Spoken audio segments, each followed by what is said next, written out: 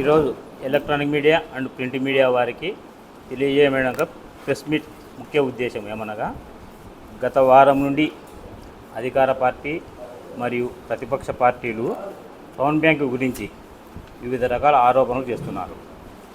ఖాతాదారులను డిపాజిట్దారులను అయోమయానికి గురి చేస్తూ మాట్లాడుతున్నారు. టౌన్ బ్యాంక్ నందు ఎవరికైనా లోన్ ఇచ్చేటప్పుడు లీగల్ ఒపీనియన్ మరియు వాల్యుయేషను రిపోర్ట్లను తీసుకొని అన్నీ సరిపోతేనే లోన్లు ఇస్తాము. ఏ ఒక్క పార్టీకి కానీ పాలకవర్గము పనిచేయదు. 104 సంవత్సరాల చరిత్ర కలిగిన టౌన్ బ్యాంక్కి మన జిల్లాలో ఎన్నో నేషనల్ బ్యాంక్స్ ఉండగా వాటిని పోటీని తట్టుకొని టౌన్ బ్యాంక్ మన జిల్లాలో నిలబడి ఉంది. బ్యాంక్ ఆర్బీఐ మరియు సహకార శాఖ నిబంధనల ప్రకారమే పనిచేస్తుంది. బ్యాంకులకు సంబంధించిన అన్ని లావాదేవీలు మరియు ఎన్పిఏ శాతము ఆర్బీఐ మరియు సహకార శాఖ ప్రతి 3 నెలలకు ఒకసారి ఆడిటర్ రిపోర్టు చేస్తుంది.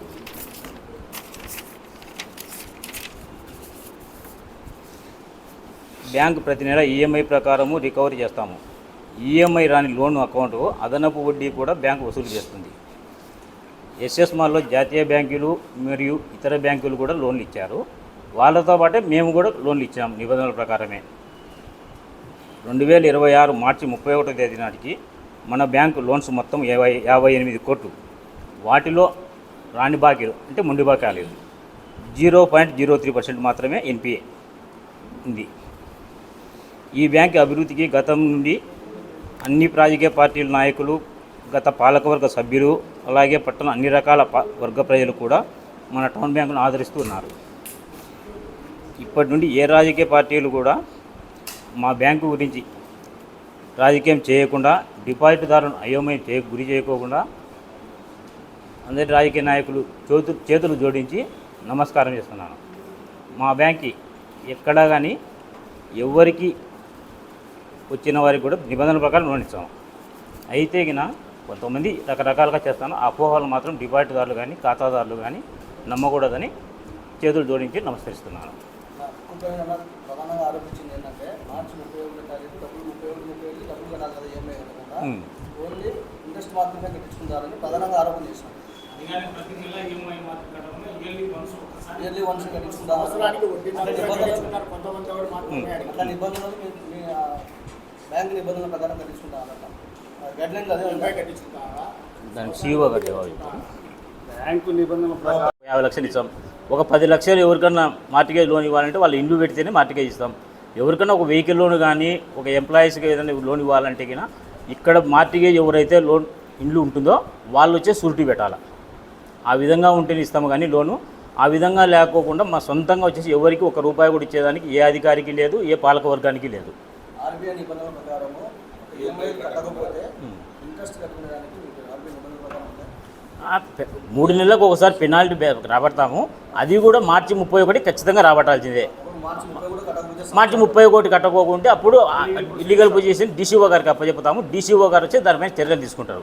మేము 3 నోటీసులు ఇచ్చి ఎవరికైనా కానీ ఏ పార్టీకైనా కానీ అంటే లోన్ తీసుకునే పార్టీ అంటే రాజకీయ పార్టీ కాదు, లోను తీసుకునే వాళ్ళకి ఎవరికైనా కానీ 3 నోటీసులు ఇస్తాము. ఆ నోటీసు కూడా స్పందించకోకుంటే డీసీఓ గారికి చలానా కట్టి ఇస్తే వాళ్ళు లీగల్ పొజిషన్ తీసుకుంటారు చట్టపరంగా.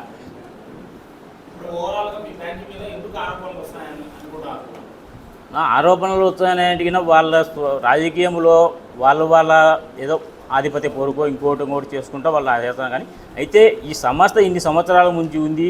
ఇటువంటి సంస్థ మీద ఇట్లాంటి ఆరోపణలు తేవడము భావ్యం కాదని నేను ఏ రాజకీయ నాయక పార్టీనైనా కానీ కోరుకుంటున్నాను.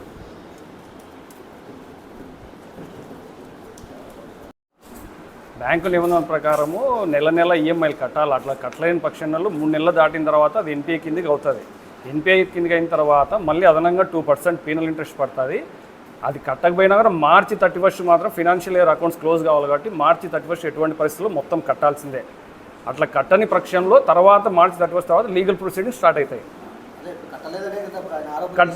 కట్టినారు కాబట్టి ఈ సంవత్సరం ఎన్పిఐ 0.03% అప్ టు డేట్ ఉన్నాయి అకౌంట్లో.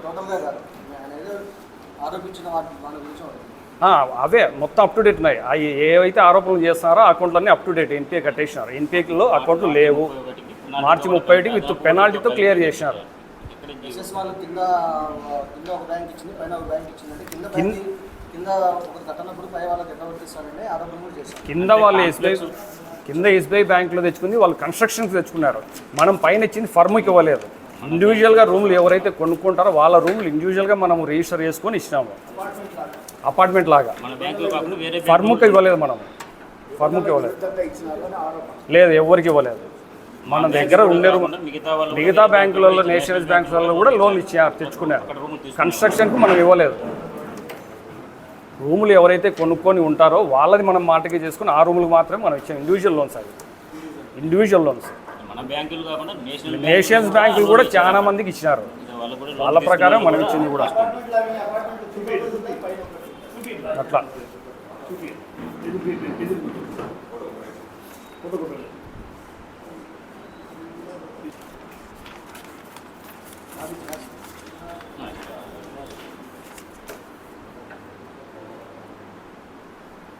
మా బ్యాంకు కూడా కాకుండా నెక్స్ట్ చేసి రూములు తీసుకునే వాళ్ళకు రూములకి ఇచ్చాము మేము, పరానికి కాదు ఇచ్చాము. దీంట్లో వచ్చేసి చూడండి మేము కాదు ఉంటాయి కదా, సామాన్య ప్రజలు కూడా అట్లే ఉంటాయి కదా,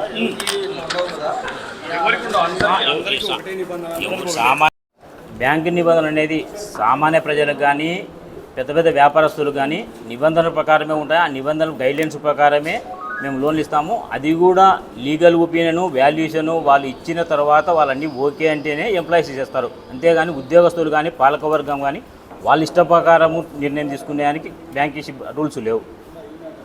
నిబంధనలు ఏమున్నాయి చెప్పండి. బ్యాంక్ నిబంధనలు ఏమున్నాయి? లోన్ ఇచ్చినప్పుడు నిబంధనలు ఉంటాయి. లోన్ డాక్యుమెంట్ తీసుకుంటాము, ఈసీ తీసుకుంటాము, వాల్యుయేషన్ తీసుకుంటాము, లీగల్ ఒపీనియను, పన్ను కాగితం తీసుకుంటాము. ఇవి లీగల్ ఆక్యుపెంట్ సర్టిఫికేట్ మాకేం వర్తించదండి. మేము పన్ను, document, EC, valuation, legal opinion, legal valuation.